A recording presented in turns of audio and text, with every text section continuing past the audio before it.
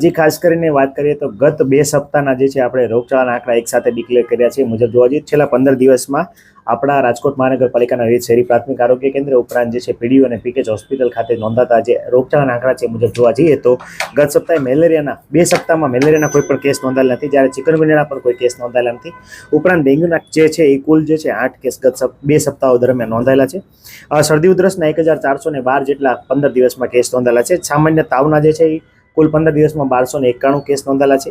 2 સપ્તાહમાં જોવા જઈએ તો 185 જેટલા ઝાડા ઉલટીના કેસ, સાથે સાથે 15 દિવસમાં જે છે કુલ એક જે કેસ જે છે એ ટાઇફોઇડનો, અને સાથે સાથે કુલ જે છે 4 કેસ જે છે નોંધાયેલા છે કમળાના. તો આ મુજબ જોવા જઈએ તો આ આંકડા જે છે એ નોંધાયેલા છે. ખાસ કરીને જોવા જઈએ તો પ્રાઇવેટ હોસ્પિટલો આપણને જે નોટિફાયેબલ ડિસીઝ IHIP અંતર્ગત હોય છે તો એના આંકડા લેબોરેટરી અથવા કન્ફર્મ હોસ્પિટલમાં દર્દી દાખલ હોય તો જે સારી લાયક સિમ્ટમ જે છે તો આ હડકવાના કોઈ શંકાસ્પદ કેસ છે, ઉપરાંત જોવા જઈએ તો ઝેરી કમળાના કોઈ કેસ છે, ડેન્ગ્યુના કોઈ શંકાસ્પદ કેસ છે તો પ્રાઇવેટ હોસ્પિટલ આપણને આ મેલેરિયાનો કોઈ કેસ છે તો વગેરે કેસો જે છે આપણને IHIP મુજબ, અથવા ખાસ કરીને જોવા જઈએ તો વેક્સિન પ્રિવેન્ટેબલ એટલે જે રસી આપવાથી અટકાવી શકાય એવા કોઈ પણ રોગના કે શંકાસ્પદ કેસીસ નોંધાયેલા હોય તો જે તે કન્સર્ન પ્રાઇવેટ હોસ્પિટલ કે લેબોરેટરી આપણને જાણ કરતી હોય છે, અને એ મુજબ જે છે આપણે આરોગ્ય શાખા પણ એમાં કામ જે છે એ શંકાસ્પદ કેસ લઈને કરતી હોય છે.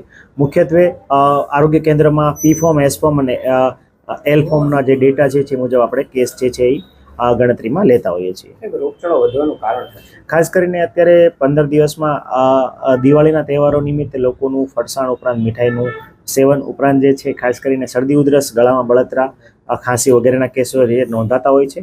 મુખ્યત્વે લોકોની ફૂડ હેબિટ અને બહારનું ખોરાક જે છે આમાં મુખ્ય ભાગ ભજવે છે. આ ઉપરાંત આગામી દિવસોમાં હાલ જે છે એ મિશ્ર ઋતુનું પ્રમાણ જે છે જોવાની શક્યતા હજી 2-3 દિવસ સુધી રહેલી છે.